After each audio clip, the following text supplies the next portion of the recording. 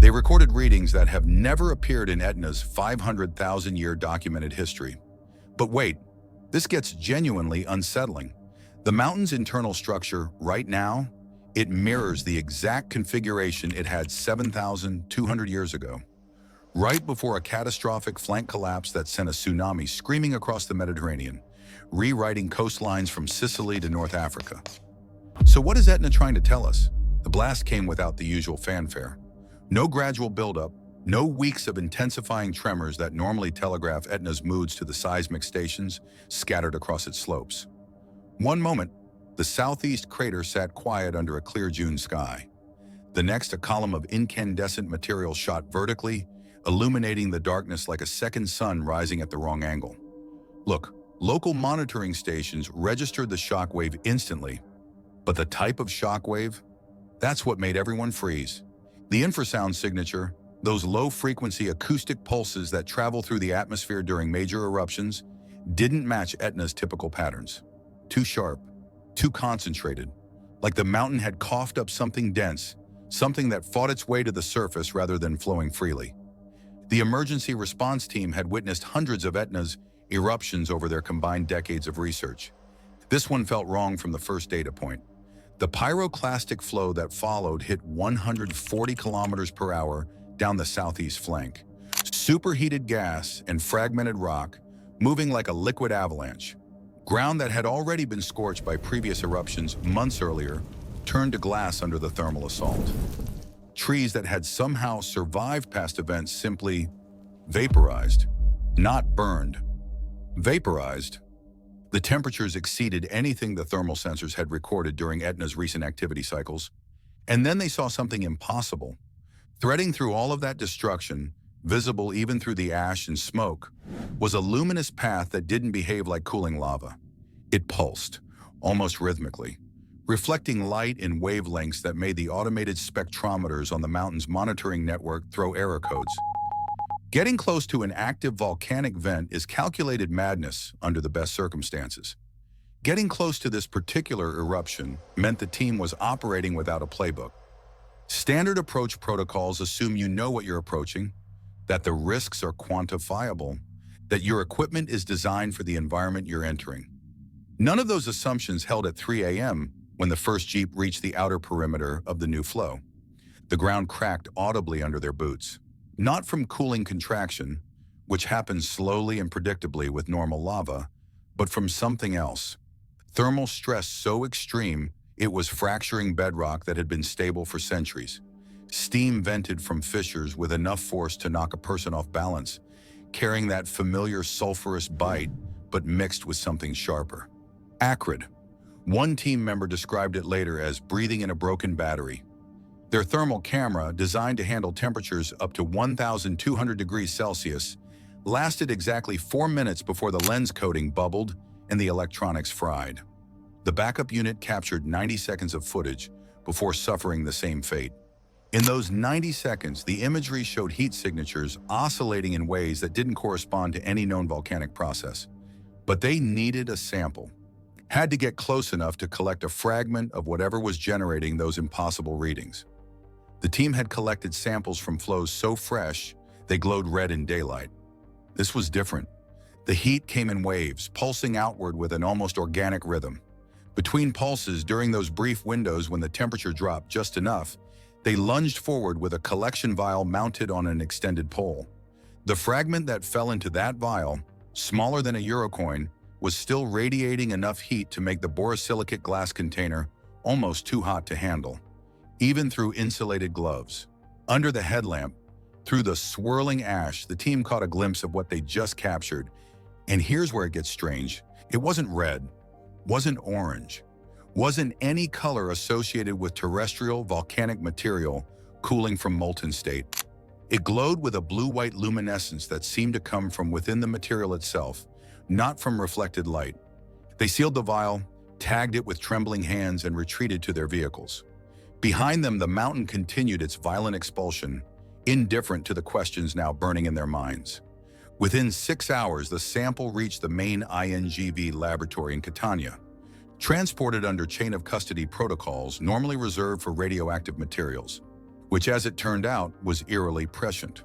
The scientists placed the fragment under the X-ray diffraction scanner expecting something recognizable. Volcanic glass with unusual trace elements maybe, a rare feldspar formation, some weird composite created by extreme pressure and temperature. The diffraction pattern that appeared on the screen matched nothing in the International Center for Diffraction Data's database. Not partially, not approximately. Zero matches. The crystalline structure, if you could even call it that, showed peaks where no known silicon-oxygen combinations should register. Scientists ran the scan 3 times, recalibrated the equipment between each run, and got identical results. They flagged the anomaly as urgent peer review required and uploaded the raw data to the secure server shared by European volcanic research centers. Within 2 hours, labs in Berlin and Paris had received split samples for independent analysis. Then the results came back. Berlin's team ran inductively coupled plasma mass spectrometry. This technique is sensitive enough to detect elements at parts per billion concentrations. They found elevated levels of yttrium, cerium, and a whole suite of lanthanide elements. Rare earth metals that normally only appear in volcanic samples when magma has ripped through deep mantle xenoliths. Fragments of Earth's interior dragged upward from depths exceeding 60 kilometers. But here's the problem. Etna's magma doesn't come from 60 kilometers down. Its plumbing system, extensively mapped by decades of seismic tomography, draws from a reservoir between 5 and 15 kilometers beneath the surface. Finding deep mantle signatures in Etna's erupted material is like finding deep ocean fish fossils on a mountain that's never been underwater. It doesn't fit the geology. The Paris laboratory added their own contradiction to the growing pile. Raman spectroscopy, which identifies materials by how they scatter laser light, revealed lattice structures consistent with formation under extreme pressure. The kind of pressure you'd find in Earth's mantle, or in laboratory diamond anvil cells that simulate conditions hundreds of kilometers underground. 3 independent labs, 3 different analytical techniques, 3 sets of results that pointed to the same impossible conclusion. This material had no business being on Earth's surface, and it certainly had no business coming out of Mount Etna's relatively shallow magma system. The real mystery was hiding in plain sight, literally glowing in the dark laboratory.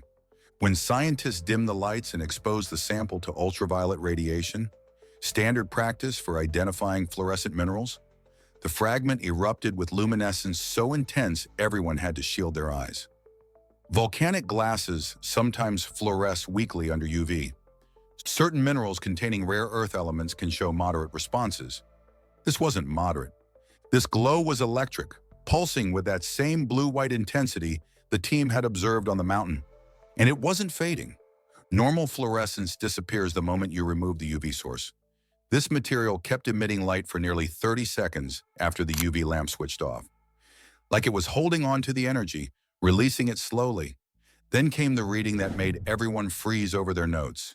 The gamma radiation detector, a routine safety instrument designed to flag any radioactive contamination in samples, pinned its needle to maximum and stayed there. Scientists swapped in a backup sensor, freshly calibrated that morning. Same result. The fragment was emitting gamma radiation at levels 3 times higher than the detector's designed range. Not high enough to be dangerous with proper handling protocols, but high enough to be completely anomalous for volcanic material from Etna's typical eruptions. Scientists logged the readings with the kind of careful precision that comes from years of scientific training, but their hands were shaking as they wrote. In the margins of the notebook, barely legible, "What is this?" While laboratories across Europe were wrestling with impossible chemistry, a different team was uncovering an equally disturbing pattern in the mountain structure itself. A senior geophysicist at INGV had been analyzing ground deformation data from Etna's network of GPS stations and satellite-based interferometric synthetic aperture radar systems. You know, these instruments track how the volcano's surface moves, bulging outward when magma rises, subsiding when pressure releases. Over decades of monitoring, Etna's deformation patterns had become almost predictable, a rhythmic breathing that correlated reliably with eruption cycles. Until June 2025, the new data showed asymmetric inflation concentrated along the southeast sector, the same flank that had been showing persistent hot zones in thermal satellite imagery. But what caught everyone's attention wasn't just the inflation itself. It was the specific pattern of deformation, the precise geometry of how the mountain's surface was warping. They'd seen this pattern exactly once before, not in real-time data, in reconstructions. If you don't know, 7,200 years ago, Etna underwent a massive sector collapse. An entire flank of the mountain failed catastrophically, sending billions of tons of rock sliding toward the Ionian Sea at speeds exceeding 200 kilometers per hour. The collapse triggered a tsunami that propagated across the Mediterranean, leaving geological signatures from Sicily to the Levantine coast. The wave heights preserved in coastal sediment cores suggested walls of water exceeding 40 meters in places. 40 meters, that's a 13-story building of water moving at highway speeds. The ground deformation pattern that preceded that ancient collapse, painstakingly reconstructed from geological evidence in computer modeling, matched what Etna's instruments were recording right now. Right now, the senior geophysicist and the team spent the entire night cross-referencing the data, searching for errors in their analysis, hoping they'd made a mistake somewhere in the calculations. By dawn, they'd confirmed it. Etna's internal structure had reconfigured itself into a state it hadn't occupied for over 7 millennia, and that previous state had ended in catastrophe. Inside the restricted server rooms at Osservatorio Etneo, senior analysts were reviewing information that would never make it to public dashboards. The European Space Agency's Sentinel satellites had been running continuous monitoring passes throughout the eruption. Their synthetic aperture radar systems, capable of detecting ground displacement down to millimeter precision, had captured something that exceeded every safety threshold established after Etna's 2002 eruption scare. Peak deformation values along the southeast flank had reached levels double the warning line, the point at which protocols mandated immediate evacuation orders for at-risk zones. The displacement wasn't uniform. It formed a coherent pattern, suggesting a deep structure under pressure, something large trying to move upward through the volcanic edifice. Infrasound arrays, which listen for the low-frequency sound waves generated by massive underground movements, had picked up a sustained signal in the hours before the visible eruption. The frequency signature matched theoretical models for magma migration through new pathways. The kind of signal you'd expect if the volcano was opening up fresh conduits through its interior structure. The risk assessment algorithm, fed with this new data, jumped to its highest alert level since the system went operational. Code red, immediate action recommended. The evacuation order never came. Internal memos circulated among senior civil defense officials reveal the impossible position they faced. Launch a mass evacuation based on data that might indicate catastrophic collapse, or wait for clearer confirmation and risk being too late if the mountain decided to fail. Thousands of people live and work on Etna's slopes.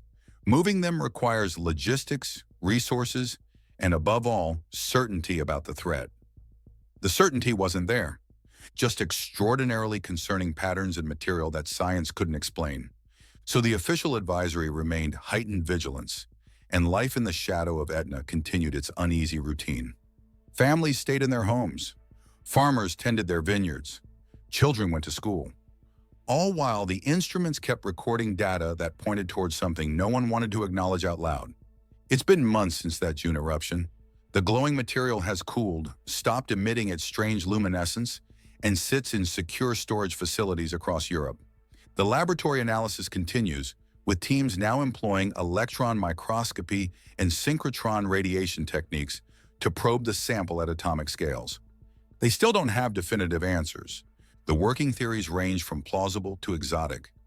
Maybe the eruption tapped into a previously unknown deep magma pocket, something that hadn't contributed to Etna's activity in recorded history. Maybe extreme pressure and temperature created a transient phase, a material that only exists under specific conditions and transforms into something ordinary as it cools. Or maybe Etna is changing in ways that our current models simply can't accommodate. Let's be honest. Volcanoes don't follow our schedules. They don't wait for us to understand them before they act. And when a mountain that's been relatively predictable for generations suddenly produces material that breaks every rule in the geochemistry handbook, while simultaneously reconfiguring its internal structure to match conditions from 7,000 years ago. That's a warning written in a language we're still learning to read. The laboratories hold fragments of something that challenges conventional volcanic science. The monitoring networks track patterns that history suggests could end terribly. Whatever came out of Mount Etna in June 2025 isn't just scientifically fascinating. It's a reminder that Earth's interior remains fundamentally mysterious, that the ground beneath our feet can harbor surprises we haven't prepared for, and that the line between normal volcanic activity and something unprecedented might be thinner than we'd like to believe. The only certainty now is uncertainty, and the waiting. Always the waiting, watching for the next sign that might explain what Etna is becoming or what it's trying to show us about the deep forces stirring beneath Sicily's surface. Because mountains like Etna have been here far longer than human civilization, they've witnessed continental drift, ice ages, the rise and fall of empires. They operate on geological timescales that make our decades of monitoring seem like brief glances. And when they speak, we'd better learn to listen. So what do you think is really happening beneath Etna's surface? Is this a natural anomaly we just haven't documented before? Or is the mountain trying to tell us something we're not ready to hear? Drop your theory in the comments. I'm excited to hear them. Subscribe for more mysteries that challenge what we think we know about our planet, and check out the next video here.